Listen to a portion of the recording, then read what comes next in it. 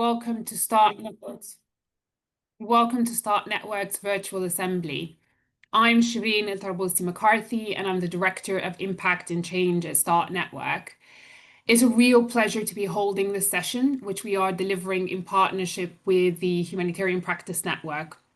The Humanitarian Practice Network is a program at ODI, and having spent over 6 years at ODI earlier in my career, it is a program that's very close to my heart, and I have seen the important role that HPN has played in shaping and bringing together thought leadership and experience in humanitarian practice all over the world.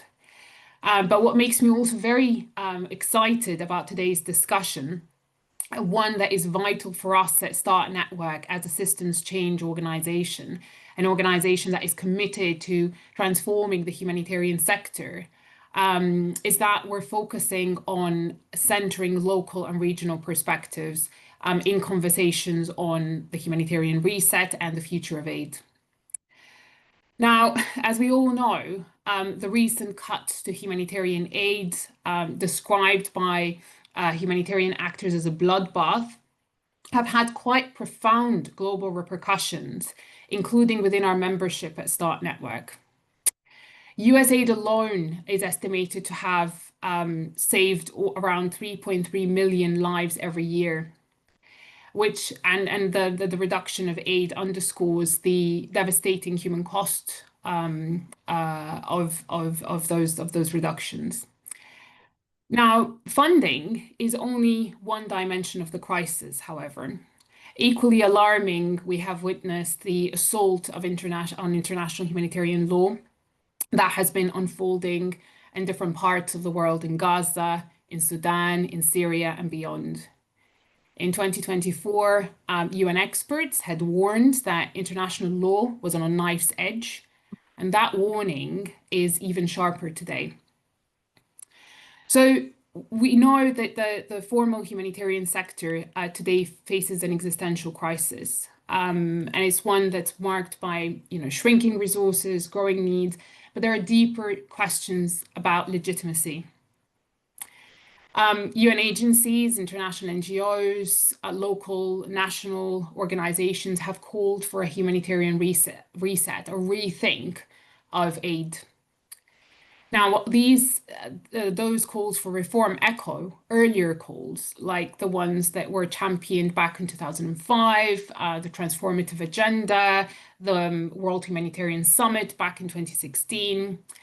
But this moment, I think, demands something more. And the conversations we've been having within the network and beyond point that there's a need for a fundamental reckoning, a reckoning with how we protect, how we serve, and how we sustain humanitarian action. Now, this session, as I mentioned earlier, will center local and regional perspectives in conversations on the future of the sector.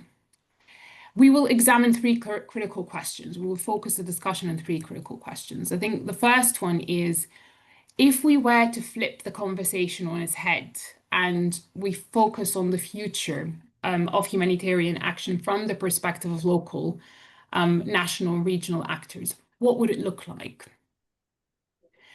The second question is, how can today's sector-wide crisis, difficult as it is, be harnessed by local humanitarian leadership to drive meaningful and lasting transformation? Essentially, is there an opportunity here for real transformation given the intensity of the moment? And then the third question is, what is the role of networks in enabling, leading, facilitating that change? Now, in order to answer those three fundamental and quite important questions, I am joined by an excellent panel of experts, and it really is a privilege to be engaging with them in addressing some of those questions today. Tariq Shima is a social innovator, a global philanthropist. He's best known for founding the World Congress of Muslim Philanthropists and the Global Donors Forum. I have had the privilege of knowing Tariq for over a decade now, and have really learned a lot from his journey. And there's a lot to learn and take from it, that I hope will be reflected in the conversation today. Sudhanshu Singh, who is the founder and CEO of the Humanitarian Aid International, known to many of you also within the network. It's an organization that's based in New Delhi and one that is committed to relocalizing and decolonizing aid by shifting power and resources to grassroots actors. And so the contributions of both his organization and his thinking in that area is going to be quite pivotal and important in our discussion today. Nemo Hassan is the director of the Somali NGO Consortium. She leads coordination amongst NGOs to strengthen humanitarian development efforts in Somalia's complex and insecure environment. She has a very key specialism in programs that empower refugees, youth, women, and marginalized communities, and has held several leadership roles in both global and national organizations. Irene Dawa is the founder and technical advisor of Community Empowerment for Peace and Development in Uganda, and a strategic committee member of the Feminist Humanitarian Network. It would be really interesting to hear her thoughts on alliance building and network building, drawing on FHN, or the Feminist Humanitarian Network. There's a lot to learn from that. And last but not least, Manu Gupta, who is the co-founder and executive director of SEEDS, a non-profit organization dedicated to disaster risk reduction, response, and community resilience in Asia. Manu has led relief operations following major events like the Gujarat earthquake in 2001 and the Indian Ocean tsunami in 2004. Now, obviously, this is just a very brief summary of their backgrounds and the experience and expertise that they bring to the conversation today, but there's so much more. And I trust that their bios are included on the portal. So please do find out more about them from there. But really, again, it is a privilege to engage with them in that conversation today. And the way I would like to run it is very much like a conversation.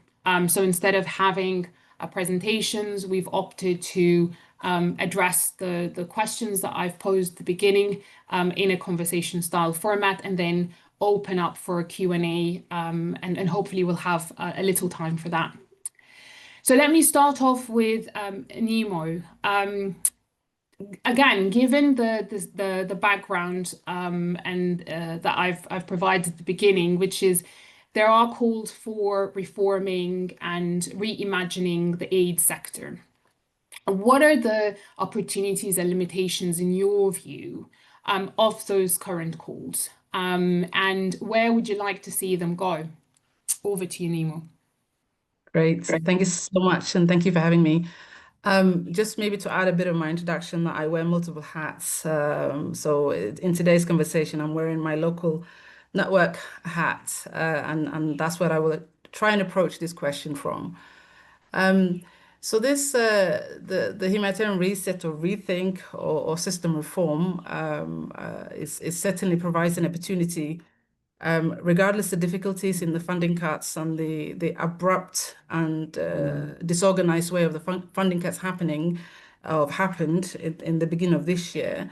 I think there is a huge opportunity for all of us to rethink, to reimagine, to look at this system that have been, we've rethinking and reimagining is not new, but I think there's a unique opportunity now that we are kind of confronted. We're kind of forced to confront in the best ways of doing that.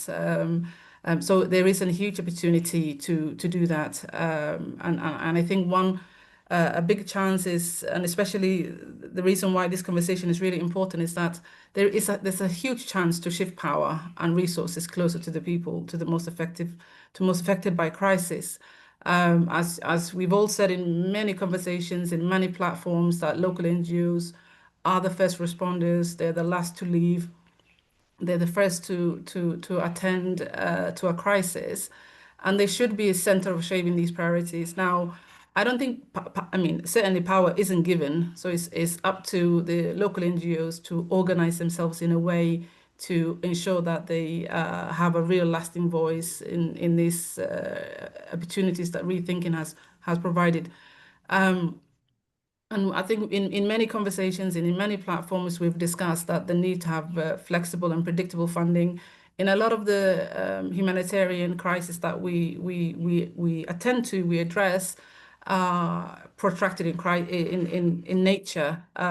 So having these short-term solutions will certainly not resolve the issue.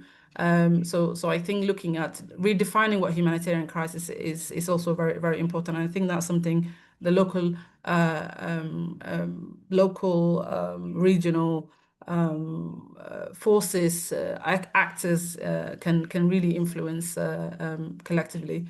Um, I'd like to share a quick experience on a recent trip that I took to Baidoa, looking at what our funding does and the fact that it's not abstract, it's not programmed, but this is real people's lives. I visited a health center in Baidoa, the only facility serving over 500 displaced households in that locality. I saw firsthand how even one functioning center can transform lives. Mothers learned how to use locally available foods, looking at children who are thriving, communities, found ways to sustain themselves. So it actually does go a long way in making a real impact on the ground. Now, as I mentioned, that I actually do wear a couple of different hats, and in my global hats, the discussion around coordination, simplification of clusters and cluster systems, bridging the humanitarian development divide are really important. But the real value is only realized when these conversations translate into tangible benefits for communities, in Baidoa or elsewhere in the world. Um, so the humanitarian reset allows us to connect high-level policy debates with lived reality of people in crisis. It also gives donors a chance to become champions. So not only funding particular crisis or supporting particular communities, but also ensuring that this whole debate, as you mentioned earlier, it hasn't started now, but it started in the ground bargain commitments started long ago. So we really do need those champions of localization funding programs, rewarding partnerships that are based and built on trust, that give more power and more decision-making power to local actors, and sharing that risk fairly is really important. And I think this current conversation provides opportunities across the board, whether you're a donor, whether you're an INGO, whether you're the UN, to ensure that ensure that we have an impactful system in the future. Now, coalitions and why is that important? Um, and ensuring that our voices are united regardless of where we are in the globe. Because a lot of the times we're confronted with the same issues, and making sure that we ensure that we're shifting powers and looking at the limitations. I'm not sure whether you've asked me about challenges. Was it just opportunities, or you wanted me to also look in challenges? I think you can also reflect on some of the challenges that you can see, just one or two key challenges that you think are standing in the way. Yeah, no, sure. So some of the reset comes with serious limitations. For example, in Somalia, we're discussing reprioritization, which is not, it's rarely simple. It means shifting new locations, which often require recruiting staff, establishing offices. It means developing new partnerships, which take time, take resources, which are already scarce. The funding is critical constraints across the globe, definitely. But for example, for Somalia, the HNRP is currently funded 20%, and the expectation is that it will not go more than 25 in previous years. But we also reduce the numbers and the ask anyway. But even with that reduce and reprioritize, we're reprioritizing even more.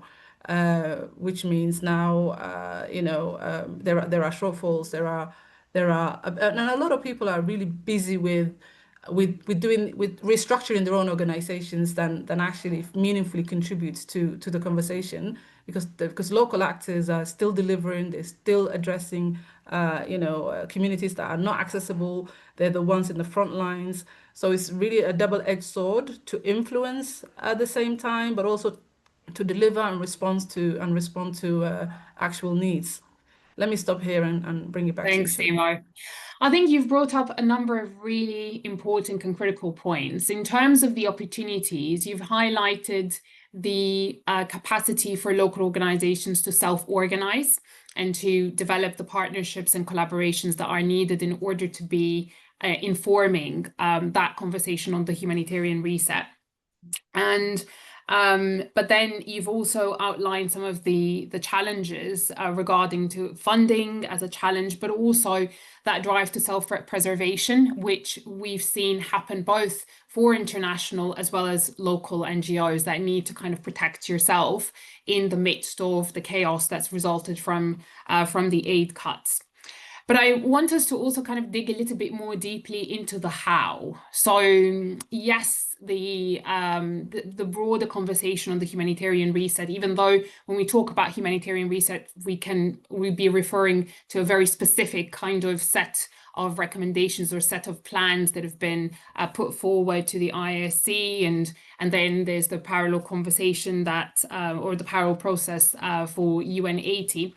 But if we were to kind of take a step back beyond that and think about the reshaping of aid writ large as a whole, and the role of local and regional voices and actors in that space, I'd be interested in understanding a little bit more how can local and regional actors self-organize? How can they be in a more kind of in a driving seat when it comes to conversations on the humanitarian reset and rethinking of aid? And Irene, I'll go to you with that question. What are your thoughts on the how, and what kind of support do local and regional organizations need in order to enable those changes and that empowerment to happen? Because I do believe that there is inherent power in local regional actors already. How can they take that into practice and feed into the broader conversation a lot more than they already are? Irene, over to you. Yeah, thank you so much. Conversation that has been gone as for a very, very long time. It's not the first time we are having the how conversation, and I think we will continue to have that conversation as the humanitarian platform revolves. Now, from the perspective of the feminist humanitarian network, local leadership, particularly women's rights organization and gender justice actors, are already at the forefront of reshaping aid. They bring grounded knowledge, legitimacy, and accountability to affected communities and are best placed at the local level to challenge those dominant, patriarchal structures in the humanitarian system. And the local leaders do this by, first of all, reframing the priorities at the local level, putting the rights and the needs of affected women and girls and gender diverse people therefore at the center of humanitarian crisis. Now, we are doing research on conceptualizing risks in humanitarian setting. And when we're having one of the discussions, one of the participants said that local organizations are not neutral, and that's why we are afraid to give them money. And I said, well, we cannot really be neutral in the face of crisis. That's my understanding, because from my perspective as a woman-led organization, I know women and girls are more affected in crisis, and research shows that. And therefore, I'll be very unfair if I go into crisis and I decide to be neutral. I will have to be impartial, because I need to know who is most affected and respond to that. And that was my response to that person. And we also challenge power imbalances, naming and disrupting the colonial and patriarchal, driven dynamics in that define humanitarian finances and decision making. We constantly push back and say, we want to be part of those big conversations. We want to be part of the decision making. We want to know how the finances are allocated. We don't want risks to be transferred to us. And unfortunately, this same research is showing to us that the INGOs, who are the intermediaries, are transferring all the risks of finance, safety, and everything. They are transferring them to the local organizations. Now, we need to reset that, even though the grand bargain is very clearly that risk has to be shared. But unfortunately, our experience on the ground shows that the risk is always transferred to the local organizations, and we have to deal with that. And we are constantly working as local organizations to try to make sure that that is reshaped differently. We need to get away from transferring the risk from one partner. That risk needs to be shared. Local organizations are already providing alternative modeling, feminist community-driven alternatives for funding. Now, I'll bring a practical example. The Feminist Humanitarian Network got funding from IMS, a Swiss donor, and they gave the money to my organization as the coordinator. And what my organization did is we have established the Uganda National Platform with 40 women-led women rights organizations, and we are subgranting that money to them to respond. Now, these are women organizations that have come with different level of capacity. Some of them even have nothing. Some of them even, they have never received money from donors. And we say, if we don't get started with them, they will not start anything. The question we need to ask is, who are the population you are working with? That's for us the interest. And once we identify that, we can help them to get started. They don't have systems, they don't have nothing, but we want to use that to eliminate them to access the funding. So that's one model that we're already using, an alternative model of funding women's rights and women-led organizations in humanitarian crisis. A lot of organizations are exerting collective influence through coalitions like the FHN, local leaders. We amplify voices in global forums. I can give you an example that in the grand bargain, like the Friends of Gender is one example that has been constantly pushing for more funding for gender equality. And the FHN is a member of the Friends of Gender. So those are some few examples of how local leadership is helping to do that. Now, what support do they need? Flexible and direct funding is what we need. We don't want monies to be given through intermediaries. And we want those monies to be long-term. Now, if you are going to give me money and you say, this money is for conflict prevention, and then tomorrow I have in one of my communities, there's a crisis of cholera, for example. How am I supposed to do conflict prevention training when there's cholera outbreak? I think we need to think, when we give money in the hands of local population, the context changes at any point. Can we be flexible and communicate that context has changed, the needs of the community has changed? Can we do something different with this money? And my organization did that during COVID. We had received money for conflict prevention, and there was just a rise in gender-based violence in the refugee settlement. And of course, the INGOs had left. And I wrote to the donor and I said, well, I need to do GBV prevention in the settlement. I cannot go and start talking about peace when there's gender-based violence. Can I use the money? And he's like, go. And that's the kind of money I need. Regardless of how small it is, I don't need big monies. I need you to give me the money, but give me the opportunity to be flexible, to use the money. We need space to be protected, the civic space. We need it to be protected in the humanitarian setting. We need to be safe. We need to be free to do our work without the fear of backlash. The research is showing us women's rights organizations in Africa and Asia are facing a lot of backlash because of social and cultural norms. Their gender work is extremely being restricted, and many of them are facing risks. And so we need that protection in humanitarian setting. We need to shift the donor practices, including the compliance, the due diligence process.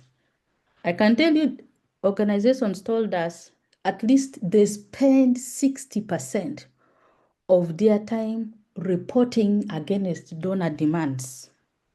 60% of their time. And I think that's not good. We need to work against that.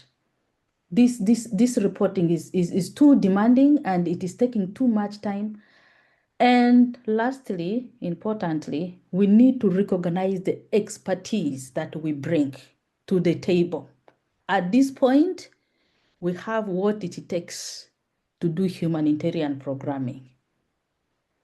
I have been in situations where I have to have some report to somebody who I know I'm technically more qualified than this person just because I'm Black and I'm a woman.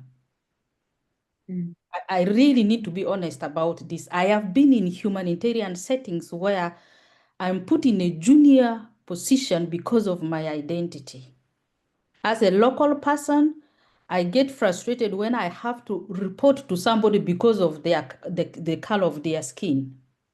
It is not the fair thing to do because I know I am, and for them to write their report, I have to be the one to write their report. The C will come and look at something, a few sentences, and then they send it. You need to respect the technical capacities, the expertise that is being brought by the local communities and the local organizations. If we don't do that, that's what we need to be able to do our work in the new humanitarian set. Thank you very much. Thanks, Irene. I mean, there's a lot there in what you've just said, and a lot of that kind of resonates. I trust with a lot of us on this participating in the session today.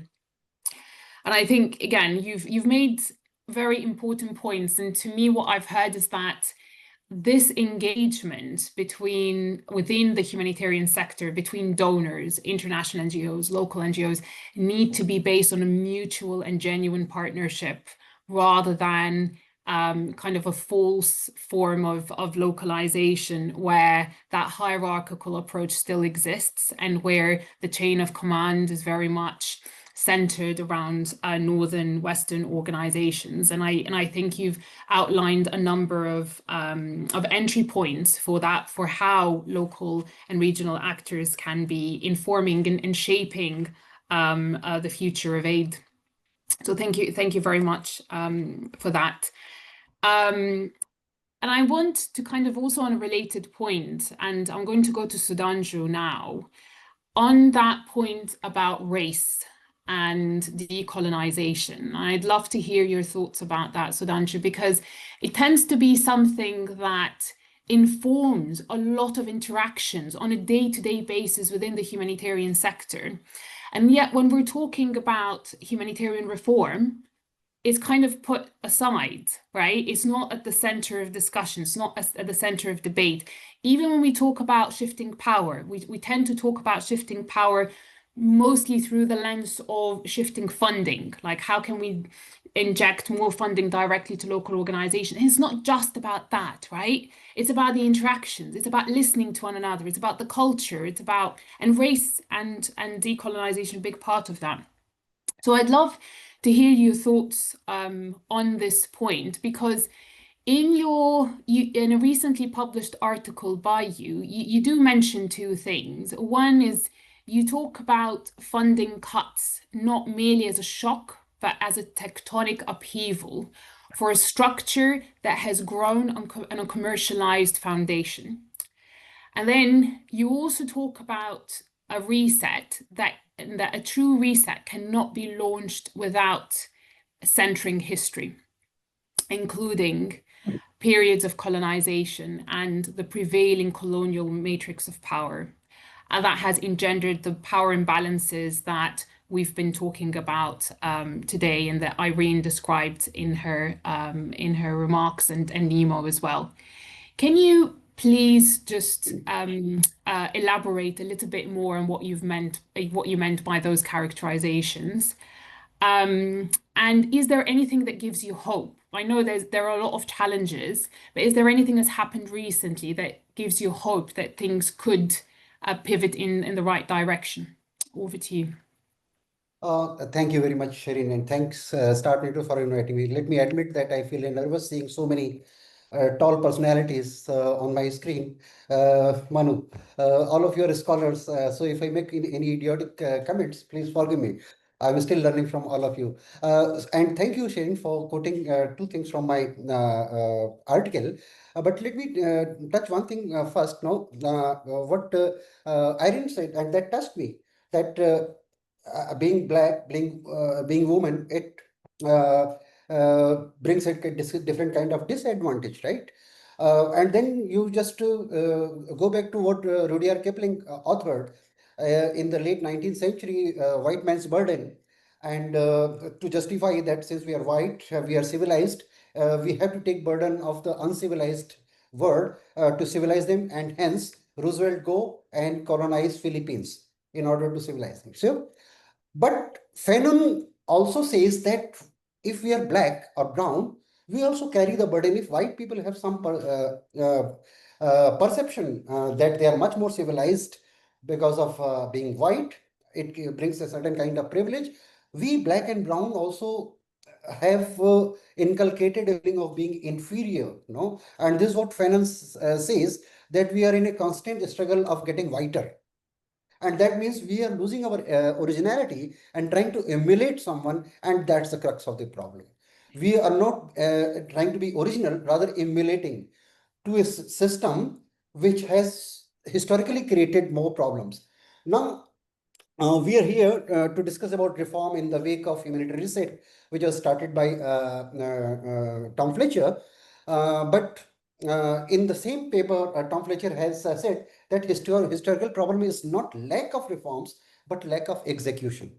So what really gives us hope that now, and Professor Hugo Slim has said that he recently authored a paper and said that this is the 8th reset in the history of humanitarian reform, which started in 80s.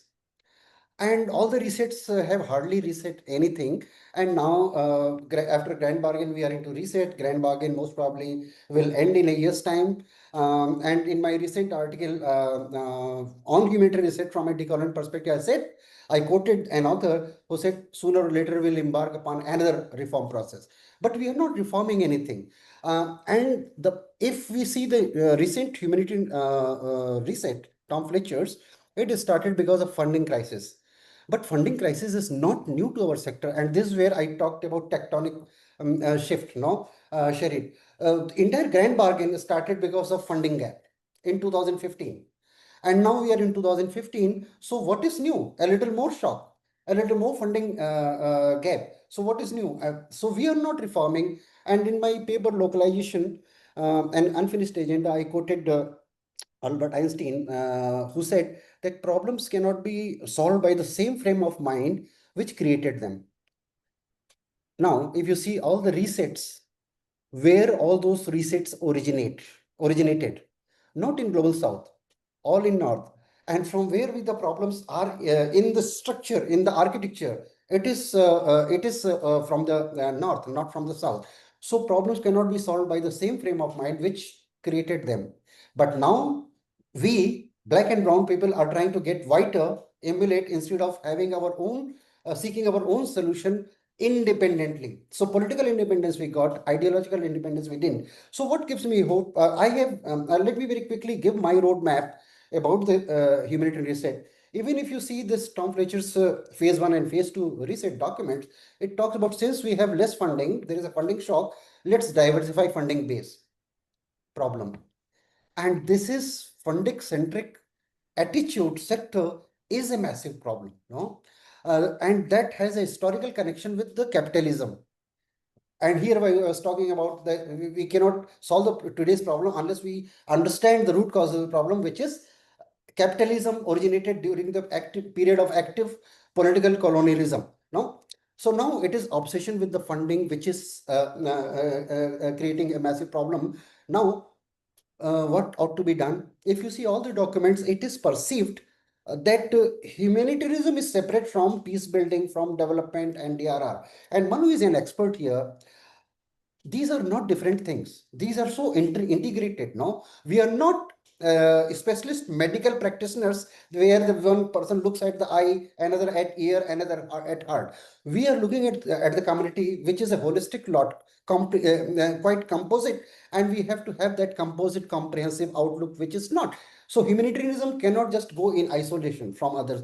So solution centric. How can we do that? It's local actors who have to and I will come how they can do that. But we have to be solution centric. And second is we have excessively commodified our sector.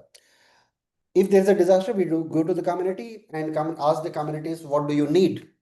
And the communities also know if there is an NGO, what we need to tell, and they come up with a wish list.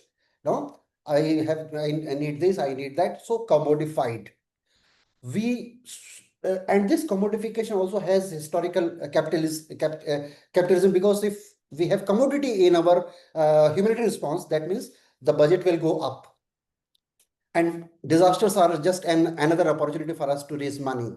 This commodification needs to be addressed if we want to go for a reset, and from commodification we need to move to mutual aid, and for that what we must do, our focus should shift from commodity to humanitarian workers who are otherwise highly neglected. And someone talking about also risk transfer. Frontline workers are just dispensable workforce. We need to give the highest priority to frontline workers and invest maximum money on their salaries and social security and less on commodity. That's number two. Number three, that our local organizations should reimagine themselves. Manu, you and I have been working for 4 decades almost, and the kind of CSOs we had three decades ago are gone now. So we have to revisit our purpose of existence while leading the response, but not trying to become mirror image of Western organizations. And I'm not against Western organizations. They are good in their own context, and we are good in our own context. We cannot be good in our own context by being the Western NGOs. So this is very important for local organizations. And here, what intermediary organizations must do, they should stop expanding in global south. They have a role to play, but not by having direct presence and by controlling fundraising space within our country as well. This is very, very important, and we must at Southerners strongly oppose to that. And uh, two quick points from my side. One thing is, and there also I talk, this is going back to his history of also epistemology. If you see how we learn, so Western world has become the producer of knowledge and we the consumers of knowledge, which is entirely incorrect, because CSOs in global south have much more older history than the Western world. But now we learn from those who are producing knowledge in the global north, and that is leading to capacity building. And what is capacity building? Capacity building means I ought to write a good log frame where I come up with a smart objectives, write a good project proposals, etc. That is perpetuating colonial metrics of power, not the disregarding the local knowledge production system. So here I in my paper I have talked about epistemic disobedience. And that means we move away from capacity building to perspective building. And when I mean, what I mean by perspective building, all these Western colleagues I know are not saying bad things. They are very good in their heart whenever they talk about localization or decolonization or whatever, no, but it is the perspective. If I'm a patient, anyone accompanying me to doctor cannot describe the pain I'm going through. No, this is my pain only I can describe. And that's why all the colleagues from Global North have to acquire a perspective to understand the problems facing local and national organizations instead of just being prescriptive. So these are some quick thoughts from my side in this phase of my discussion, and I may come back again with some more. One more point before I stop is that you need to solve the problems when you have resources in hand, not when you are out of resources. And Ukraine was one example where billions of dollars were made available. And there, if you see, 0.07% funding was passed on to local and national organizations. No. And that was the case where local action could have been, and all these international actors could have demonstrated that they really mean what they talk about, but they failed. Now we are talking about when there's less money, we are talking about reform and reset. It's too late. But what gives me hope, Sherin, uh, I get a lot of hopes from Manu, from Nemo, from Irene, from Mr. Tariq. No, we have to be just believe in ourselves. We have to have our own ideological independence and redefine ourselves, and then there is a good way forward. Oh. Thank you so much, Sudhanshu. I mean, again, there is a lot there, and I think this conversation could go on for the rest of the day, really, because there's so much there to discuss and unpack. But I think, you know, you have made really important points about like how the sector is very funding centric and what needs to happen in order to adopt a more holistic approach to change, where local actors are really shapers of that change rather than on the receiving end. And I remember, you know, from my experience previously, that a lot of international actors, as you rightly mentioned, are not necessarily badly intentioned. It's just the existing power dynamic that creates a situation where local actors are on the receiving end of support, capacity, ideas, and international actors are the ones kind of producing that. Whereas actually the reality of it is that there's mutual engagement, and the outcome is the result of that mutual engagement. And what we've seen after the aid cuts have happened, that local actors have managed to cope, and they have developed their own coping strategies. They have found other ways to provide funding and support for their communities. And great examples of mutual aid groups, for example, in Sudan.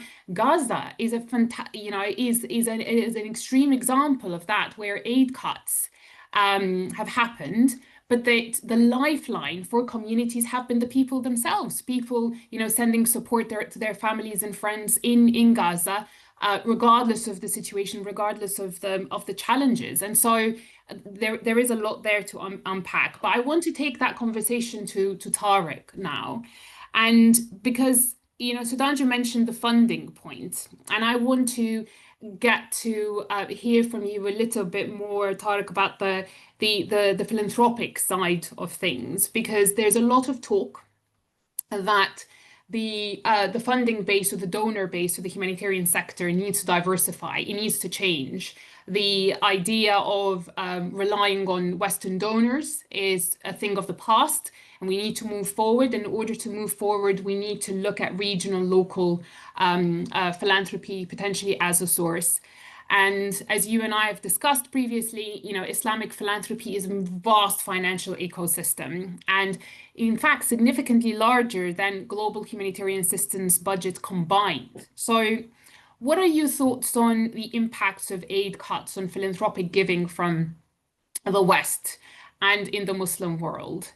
And do you think that faith-based philanthropy could be part of that wider systemic reset? Over to you. Hello, everyone, and thank you very much to my colleagues here for such a profound conversation. I think we pretty much all know the approximate size of the Muslim giving, about 1.7 billion Muslims giving annual zakat and other charitable contributions from 50 billion to 300 billion a year. If you look at the recorded one and more conservative estimates, it's about 50. But then if you look and count the informal giving that is done from individual to individual and based on not a very comprehensive research, but several sample research says that it's around $300 billion. Now, we can really challenge Muslim giving when it comes to the impact. Is this generous, huge giving is actually making the impact that it actually has the potential to make, right? So the challenge here is when we look into particularly from the context of the Western aid cut, the Muslim giving wasn't really working, let's say, in collaboration with the Western aids. It has been going predominantly through channels from individual to individuals or given directly to the communities, but primarily firefighting, primarily maybe providing a safety net, and hardly contributing to the development agenda, to the money that is required to bring the reforms and change and invest in the future of the generations, work, preventive work, and whatnot. So the role of Islamic giving has been very minimal when it comes to the development frontier, but more into the humanitarian and charitable and emergency response. And that's, I think, is the major obstacle, that when there is an aid cut and when there is a pressure for Muslim giving to fill that gap, is it ready to fill that gap? And I think it is unlikely for Muslim giving to fill that gap on a short term, because what we are seeing now with the aid cut is that you will see less NGOs basically able to do what good work they were doing because they don't have a funding. And their relationship with the Muslim donors has been very weak. So it's not like that they can quickly shift from one donor to the other. So I would say that Muslim giving needs to play a bigger role, but seems to be very unlikely at the short term. However, on the midterm, what we are going to see is that there will be a rise in various Islamic social finance instruments. It could be the microloans, it could be, sukuk bonds for the development, health, education. It can also be the zakat funds used in collaboration with various agencies, NGOs on the ground, and also having the waqf, the endowment development. Now, if that happens, obviously it will start to a change where Muslim giving's role from supplementary to the central in certain countries, or let's say in the OIC member states or Muslim majority countries. And then if this trend continues, of course, in the long term, you expect Muslim philanthropy to be more autonomous in its philanthropic infrastructure, and not only just give the money, but also have a better understanding of the issues and what Mr. Singh has just said, the leveraging the indigenous knowledge, leveraging the indigenous capacity, and innovating the solutions that are homegrown, and they are not just imported, irrespective. They might be very good, but I mean, I always say I tried many times to bring some plants from my US home, and I never was able to make them grow, let's say, in Islamabad, right? So it's not about just the solution, it's about the solution that are developed within that local context, which are also keeping in view the capacity of those countries and the areas where we are working. So, I think the Western aid is not affecting very much the way Muslim giving is already practicing, but there is a challenge whether Muslim giving is ready now to step up and fill those gaps. And for that, I think the short time, it doesn't seem to be very promising, but I have been involved in few discussions for the last almost 1 year now, and especially the last 6 months, very intensive conversations about how Muslim giving can play a role when the other major funding streams are shrinking, there is a huge appetite. And I think that is what will lead to the partnerships, the new partnerships. And you mentioned about the faith-based giving, but I would go one step forward and say a development agenda can be interfaith. It shouldn't just be a faith-based, and Muslim giving does not mean that it can only be, practiced in the Muslim majority countries, or only the Muslim actors can do it. It's about the cause. It's about the need, how you are going to connect the resources with the need, coming through the right actors on the ground, right? Because end of the day, it is a trust. It is not about black, brown, white. It is about who can do the justice with that trust. How can you raise the ROI of the giving that you are pledging to X, Y, Z cause? So this is my response. And I will also mention that, like last week in New York, we have launched an Islamic philanthropy fund for human trafficking and modern slavery in collaboration with IOM. So we launched it with $10 million. We have about half dozen of Muslim philanthropies that have contributed to that project. And I think we might even raise it to 100 million down the road. Now, these kind of things, and UNHCR has already developed an Islamic philanthropy fund. And then there are also challenges with that kind of partnership, that how effective their delivery can be, how cost effective, how efficient. Because if we are going to simply fund the same old system, which has not perhaps provided the intended or expected results. So I think the other debate is, which Muslim giving can lead, is the advocacy about being more efficient service delivery. Because the people see it as a challenge. And one of the reasons where UN agencies and some of the other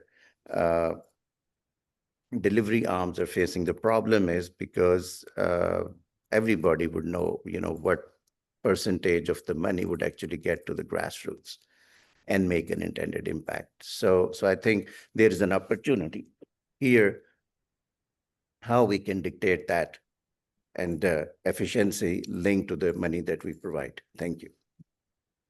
Thanks so much, Tariq. I mean, I think that when it comes to Muslim or faith-based giving, I think the issue is that there seems to be kind of parallel conversations taking place parallel to one another. But the question is, how do you bring them all together? Because faith-based philanthropy and Islamic philanthropy, as you rightly said, could be part of the solution. But again, based on the conversations you've been having, you can't see that happening in the short term. You see it as more medium to long-term situation. And I think there's a lot there again about what Irene and Sudhanshu were talking about. There's something about perceptions there and the cultural underpinnings of the humanitarian sector that prevent some of these collaborations or that complementarity happening. And I recall some of the work that I was part of in the past, where we looked at Islamic philanthropy and is either perceived as a cash cow, essentially a source for cash for funding, right? Or it is perceived as terrorist financing, and somewhere the ability to bring that complementarity forward means that those perceptions need to be addressed, cast aside, and open up new opportunities for a productive engagement, which again doesn't seem to be progressing as quickly as needed, even with the aid cuts taking place. But I want to kind of pivot that conversation back to Manu, and it's also about kind of the discussion around prioritization of funding and prioritization of aid.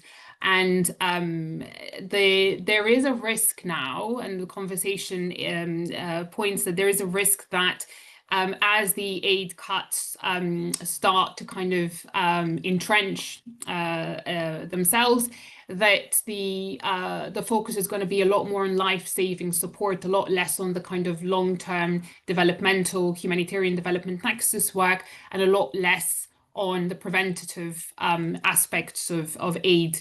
Can you share your thoughts on where you see this going, and where you think there are opportunities to inform the conversation on the future of aid based on the work that Seeds has been doing and your own leadership in that space. Over to you, Manu. Thank you, Shireen, and thank you for inviting me here.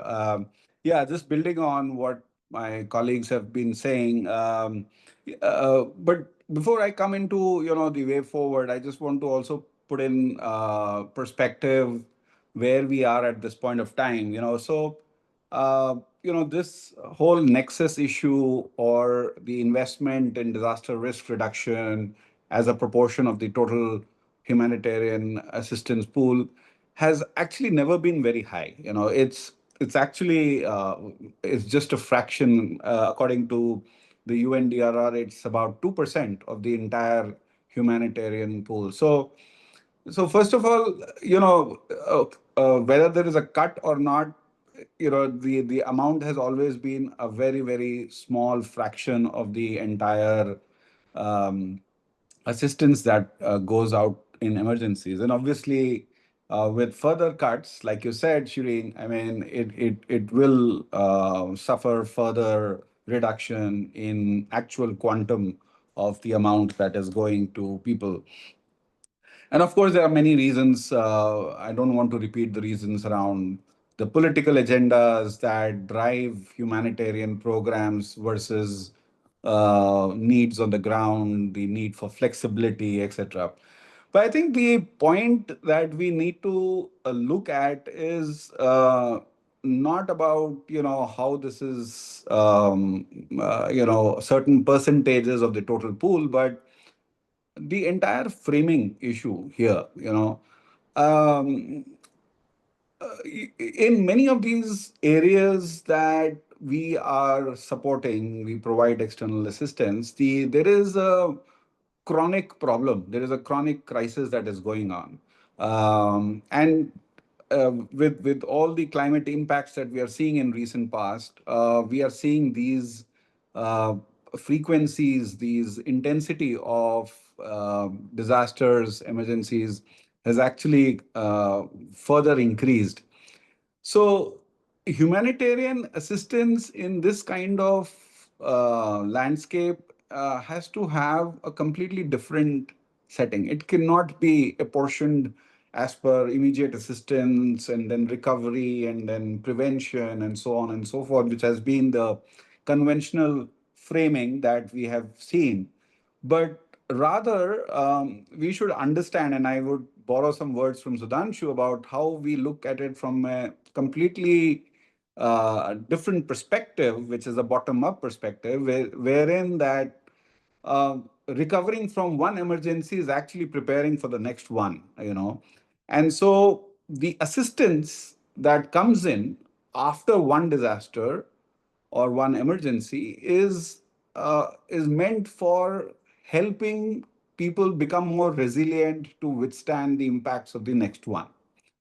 And so I would not want to separate these two as different items. So I think that is one very important part. And that also kind of underscores the point that Irene made earlier that, we need that flexibility to define what is the best use of deploying these fundings so that we are not just looking at immediate assistance, but building within that assistance the preparedness, the capacity for anticipating for future crisis. Uh, so even financial models that we talk about, and Tariq also alluded to that, need to look at that kind of shapes that we want to look in.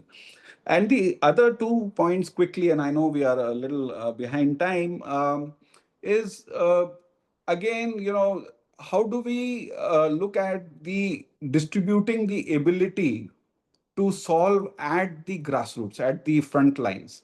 And when we do that, we are getting the long-term perspective already as part of the design process. So when we look at that kind of ability, which is away from the global north, but also away from our desks in capitals and, to down to that grassroots where people can solve problems innovatively, look at the long term, look at what are the root causes that are leading to crisis in the first place.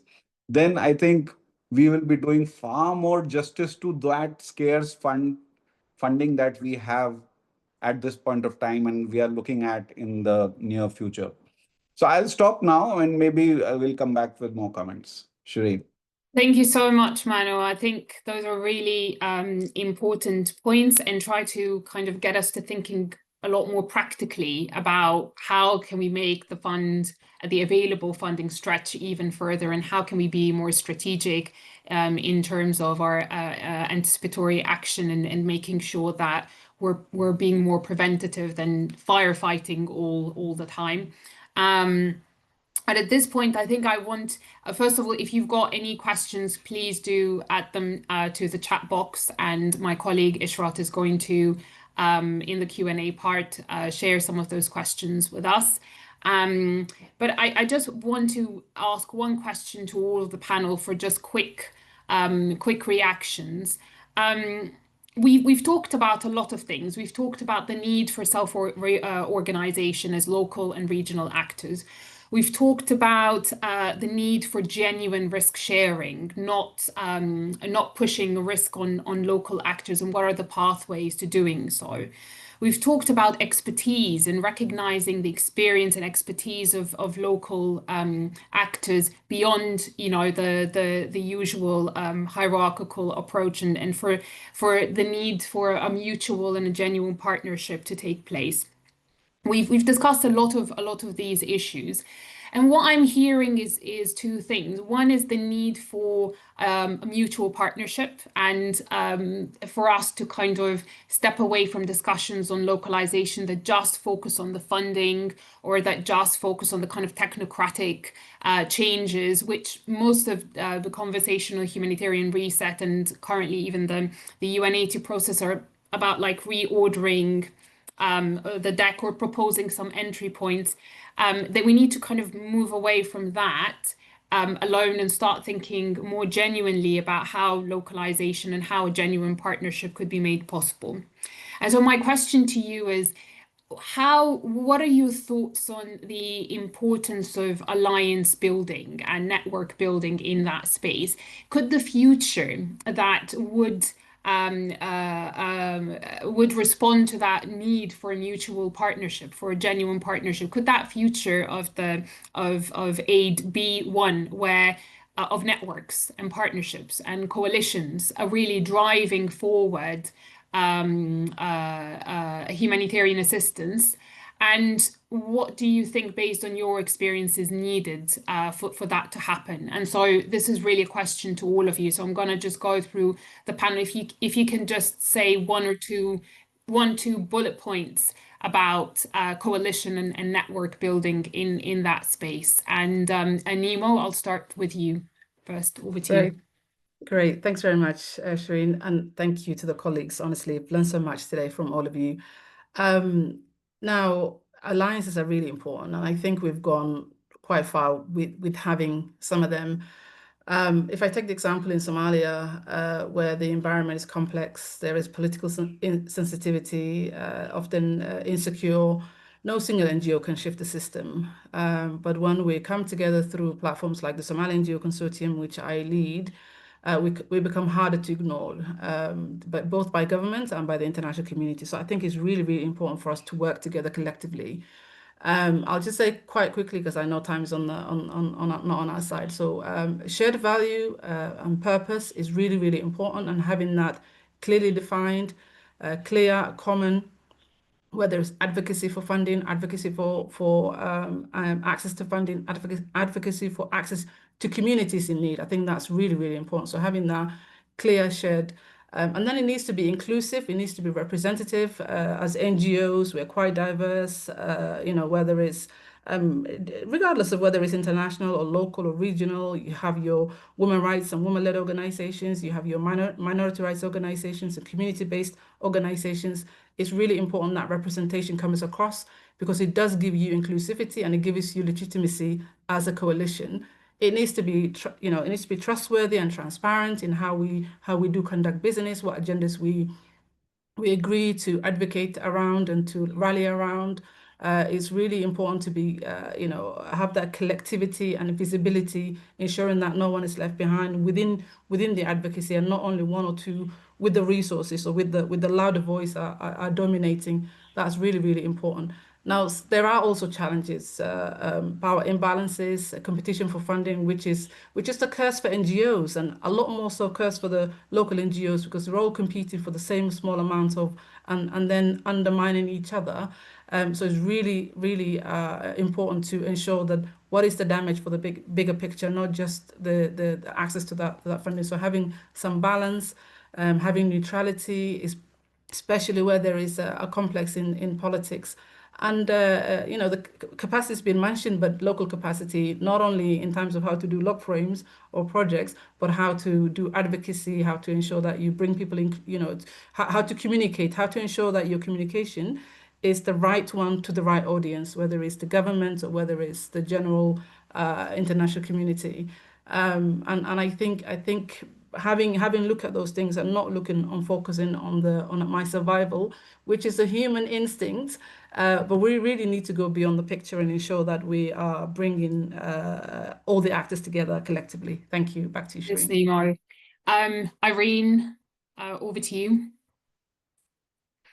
And let's please bullet points, because we're running out of time. Sorry. Yeah, thank you, Shireen. Thank you, Nomi. I think for the FHN, alliance building has been both a strategy and a necessity because of how the current humanitarian, architecture is set.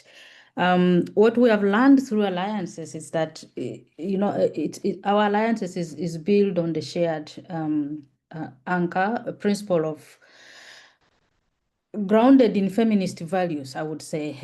We are focusing on solidarity, we are focusing on accountability, and we are focusing on collective care. And what we have learned over time is that we need to take time together and reset and set. We realize that for us in our alliance, that as Naomi has said, because it brings everybody together and everybody is at different stages of life and work, that the projects that come with strict time frames may not work for all alliance members. So there has to be flexibility in which we negotiate that space.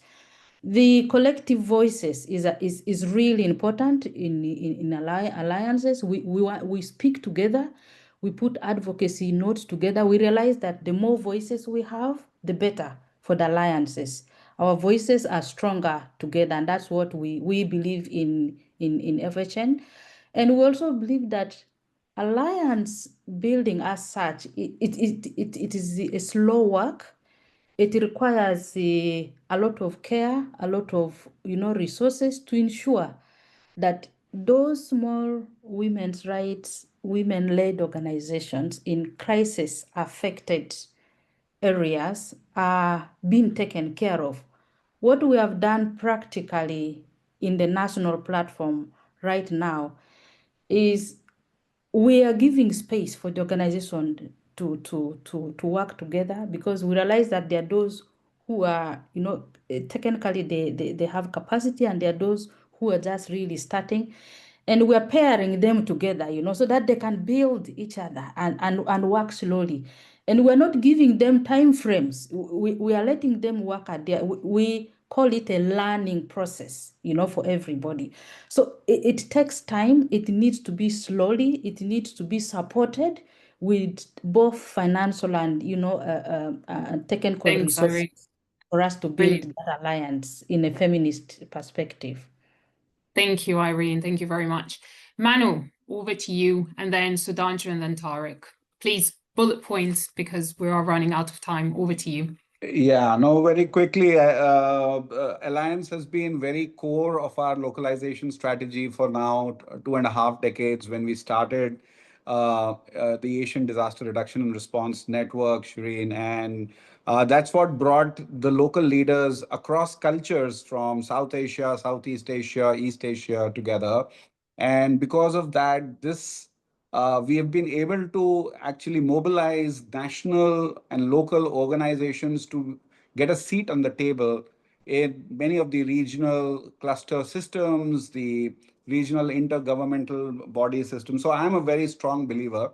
But what I would like to really propose in today's meeting, and that would be my only point today, is that we've been, working in some sort of an echo chamber within our own familiar and comforting zones.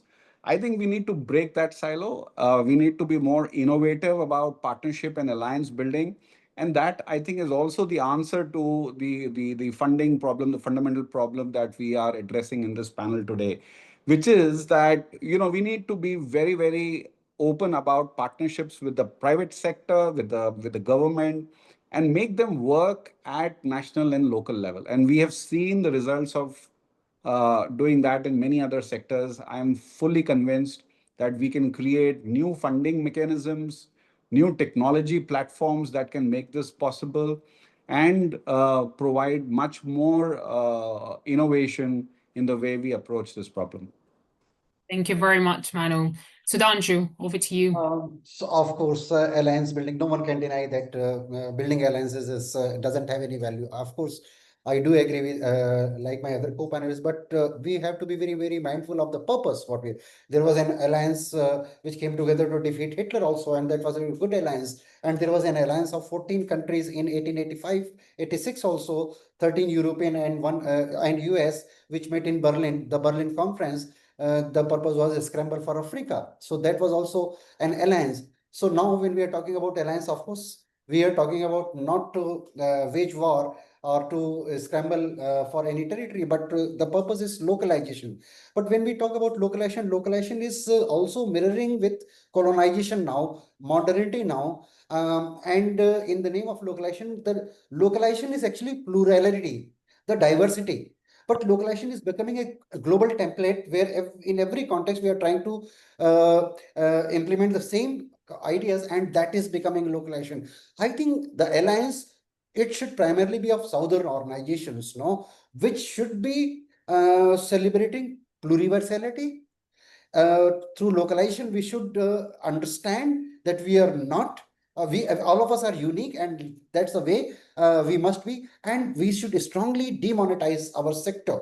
Even if you are part of any alliance, it is becoming very transactional. What do I get if I join an alliance? So any alliance where I have high probability of getting money, I'm very keen to get part of. But any philosophical alliance, I'll be very reluctant. I think we need to make that shift. We need to have more philosophical alliance, particularly to promote localization. And before I stop, I just want to share one localization definition, what I came up with, and if we can share, our alliances can work on that. And our definition of localization is autonomy of communities to function within their indigenous framework and thought leadership to manage their opportunities and challenges with control over their resources and method of knowledge production, while having a mutual and reciprocal relationship with national and global communities. With this definition, I stop here. Thank you very much for giving me this opportunity.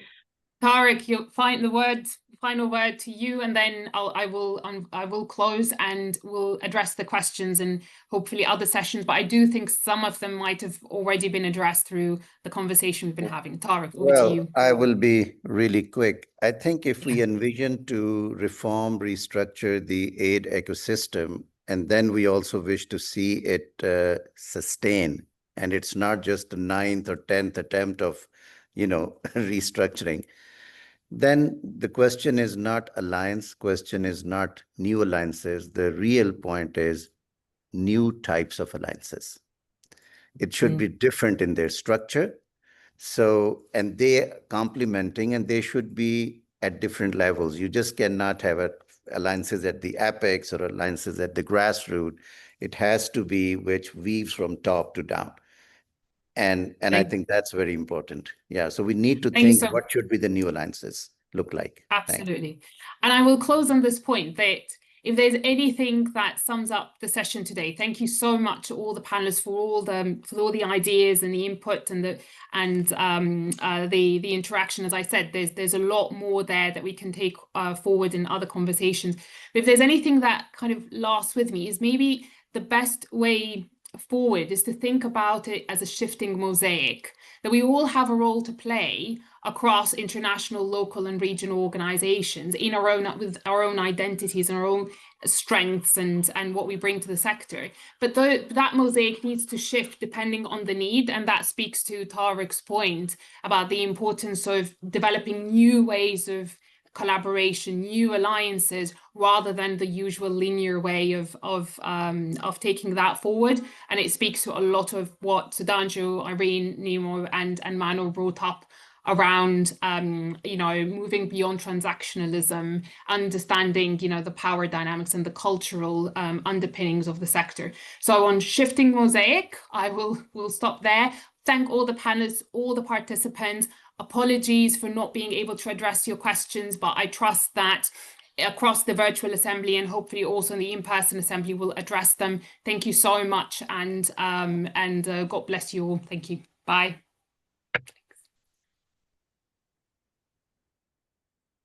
Thank you.